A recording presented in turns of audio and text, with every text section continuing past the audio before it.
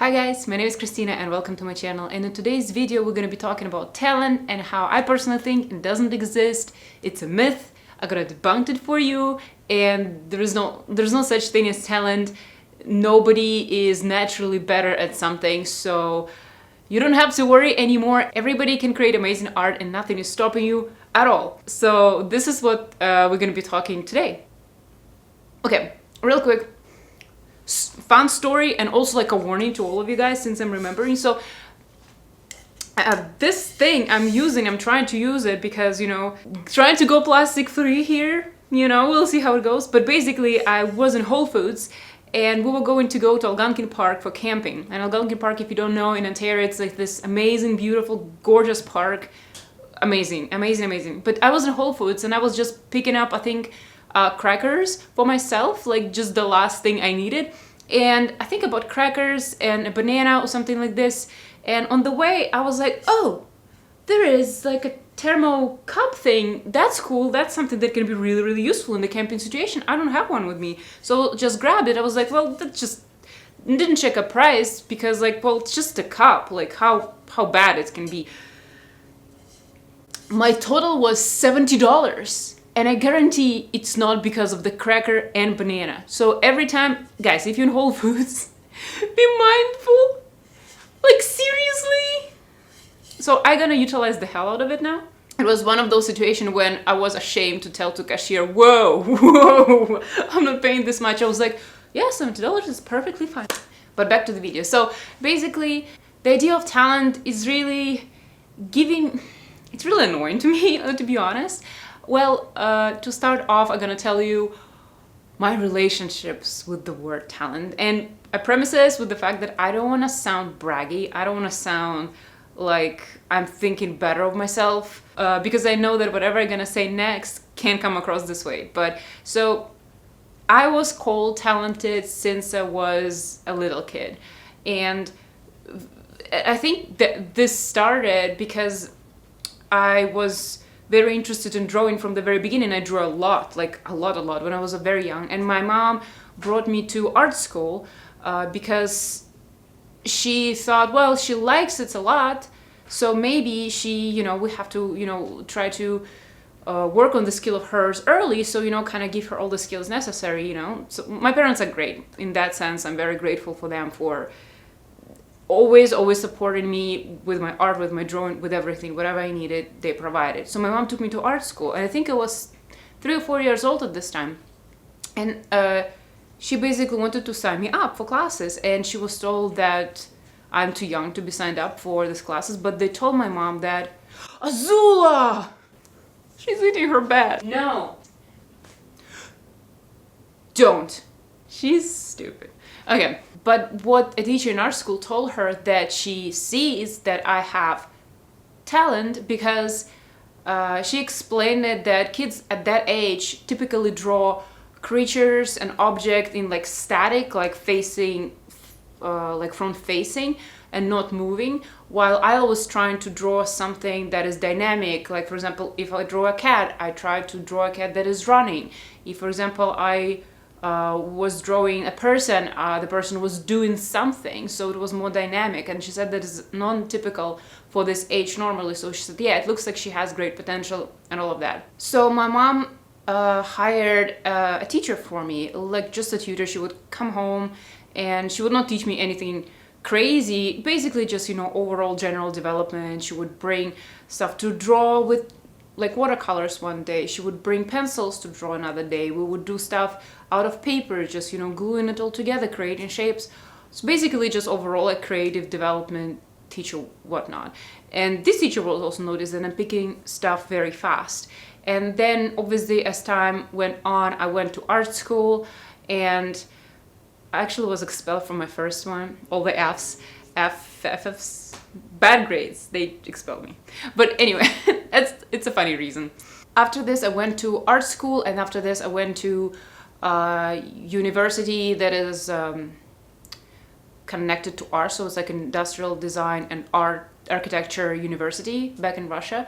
And we had a lot of disciplines that had to do with painting, with academical drawing, with there was a lot of drawing involved. And So, and every time I actually could notice myself that everywhere, whether I was in like a normal school, and not everybody obviously was interested in drawing at all, or if I were like in a special environment when everybody was an artist, I could notice that it's not that I'm extremely better, but I noticed that how it felt to me that people don't pick up on things that fast. They don't notice things that I notice. It feels like they're not seen as well.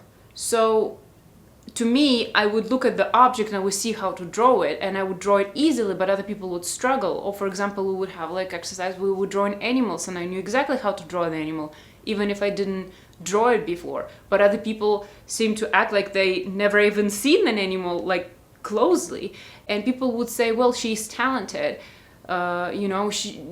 Christina is talented, Christina is doing it better, Christina is doing it faster because she's talented, all of that. And so basically, again, I don't want to sound braggy, but I was called that a lot, and I would notice myself that on the stage kind of like of art development and art learning, I was very easily ahead.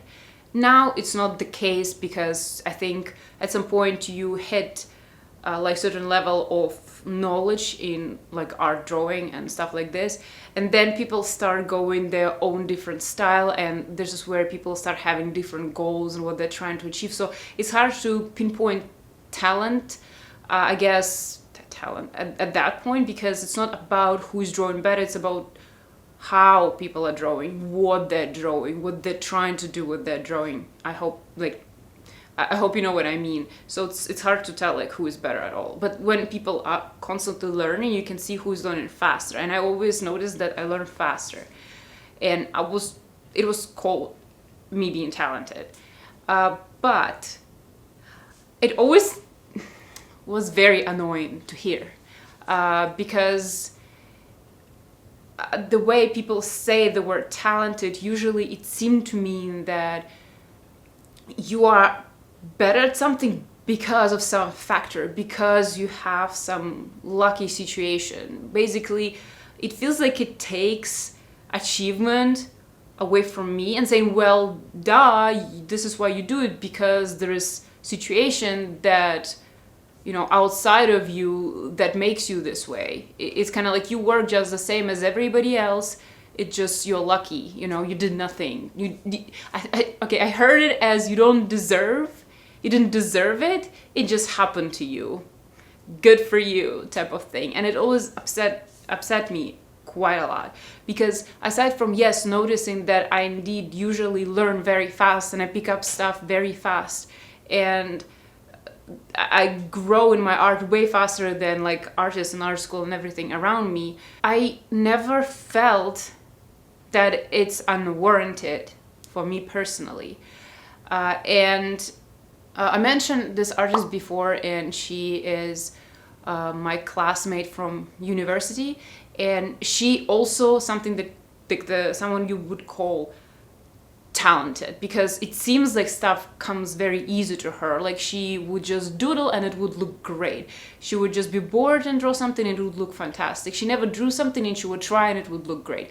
So that was time me observing a person who I would, I guess, use the word talented for.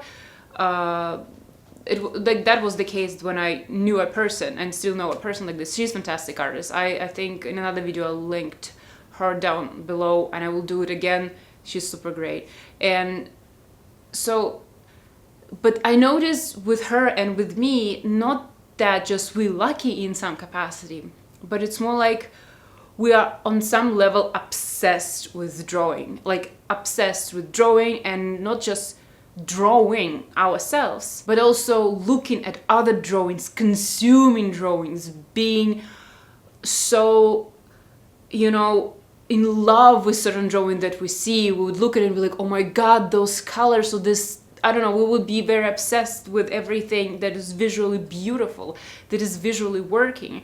And I would notice those similarities, and for myself what I knew, that I always thought about how to visually show something, even if I didn't do it. If, for example, I was very young and I was watching cartoon, and I remember watching Bambi, and I was so fascinated with how they move their legs, so it looks like they're moving so beautifully. Like when those deers are running, there's so much dynamic in there. It's so interesting, like the way they draw like legs for them. It's so interesting. And I remember thinking about it, and I remember drawing a lot of horses, but what mostly was fascinating in the horse back leg, like the way the structure was.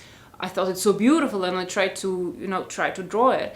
And every time, for example, when I see a task given to me and fellow artists around me, I would never struggle, because they would say, well, draw, for example, a giraffe, for example. And other people would like scratch their heads and like trying to draw a giraffe, like giggle. But even if I, on the top of my head, don't remember how details how giraffe looks like obviously we know like the idea of giraffe, but like how long is their antlers? Like are they ending with like a sphere, so that just sharp? Like all this like details. You have to like look at the animal closely to remember certain things. But I would combine on the knowledge I have by observing, for example, horses and other creatures and all of that, and try to kind of use the logic that I observe, like an anatomy of them, to build this creature that, for example, I didn't know like up to like super details, like how it looks like, I don't want to sound like we don't know how giraffe looks like in Russia. We do. It's just, sometimes it's an animal that you don't, that is not that common in your day-to-day life. Like simple questions like what exactly is the shape of their face, like exactly like how, I hope I hope I make sense. But basically that's what I mean. And I noticed it in like other artists that I would call talented, that they are obsessed with drawing to the degrees that when they start drawing, they actually already did their homework. So they're not starting right now. They started years ago when they were observing everything, and all this knowledge that they collected over the years just come together right now. So even the task is new for them, and like exercise is new. They have a lot of information they had just because they looked at the works of other artists a lot. They were obsessed with them. They were analyzing them. They were interested in them a lot. Playing all the different scenes in our mind of how things can visually look. So there's a lot more work that is unseen, that happens because people think about it a lot. So I can't speak for different other types of arts, such as music, for example. I don't do music well. I have a bad ear for music. I can't. But observing some of my friends who are super good at this, and that it seems to come easier to them, I can tell they're obsessed with this because they listen to this all the time. They always like drumming with their hands. They live music. Music lives within them. They observe it even when they're not making it. So what I think talent is just obsession with something, natural interest, and not some gift, not some luck. It's just this love for a certain craft, of a certain art. The mystery is not where the skill comes from, where this passion comes from. That's what talent is. It's like there's like a passion and natural interest within a person towards something, and this passion makes them spend so much time working on it and thinking about it and trying it and doing all of that. And I remember drawing all the time. And because when I was just learning, my brain already observed something for so long, so I know how it should look like. So my brain could tell if it's how it should look correct, and my hands were not trained yet to get it correct.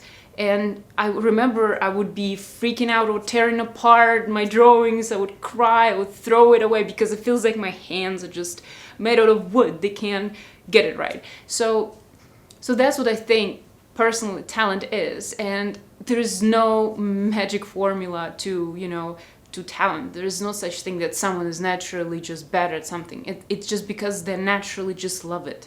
They're naturally interested. They're naturally drawn. And I just wanted to put this idea out there because I don't notice a lot of people talking about it, but I hear a lot of people say, oh, they're just talented. And also, I think if you think about it this way, it can expand your idea of what the directions in life are and how to find your natural calling. And because when you find, like, when you listen to yourself and there is something that you're always thinking about, something that is always occupying your mind, something that is always fascinates you, that's where your talent is. That's where you're naturally good at. This is where your calling is.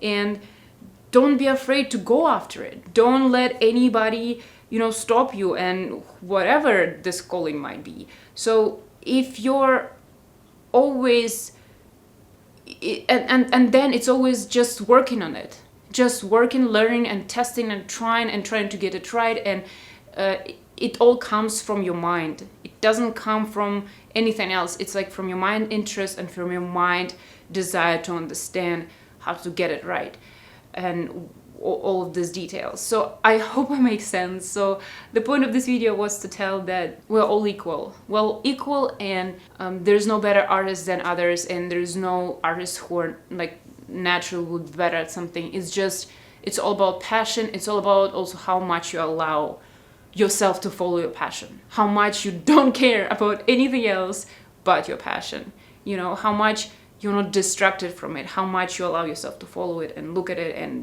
being drawn by it, and allow your attention go where the passion calls you to go. So yeah, so I hope it makes sense. I hope that is useful information for you, because I think that should be put out there, and that's what talent is. It's passion. That's why it's so important to follow your passion and do what you love in life. Work, make your career be about it. Make your day-to-day life be about it, because that's how you're gonna be happy, and this is how you're gonna be very good at what you do, because it's naturally connected to your passion, and you will do it all the time.